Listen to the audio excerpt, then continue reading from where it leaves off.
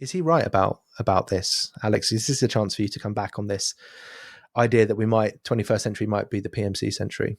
I mean, I just think that's nonsense on so many levels from top to bottom. I mean, firstly, is that we're 25 years into this century. It's a little bit too soon to pronounce on that. But even allowing for your amazing powers of prognostication that you may be able to see more deeply and further into the future because of your higher aperture on your lens, PMC, as I've mentioned many times, in these discussions anyway, doesn't have much coherence as a class because it unites effectively educated proletarians with people with real power, influence, and wealth, and that their unity over certain political points or preferences, I think, is a conjunctural matter, not a structural one.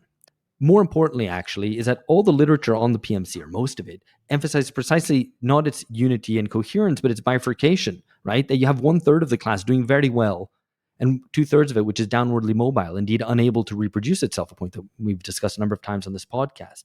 And then finally, I think, which is the most important if we're looking forward, which is that the big tendencies of AI and automation point to a real threat to those with white collar jobs, making those jobs routinized and even proletarianized.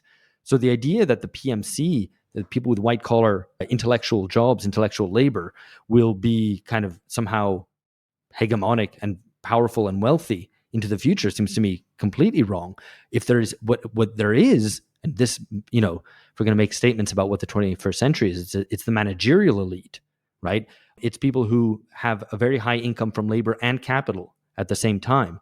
So people who are managing large organizations, whether they're public sector, private sector, whatever, and who draw income also from capital and labor, right? This is what Branko Milanovic calls homoplutia. I'm not exactly sure how to pronounce that, but effectively that they draw wealth from two different sections, right? From ownership of capital and indeed probably rent as well, and also from their income, and that seems to be more the vision of the future. It's the managerial elite, not the PMC.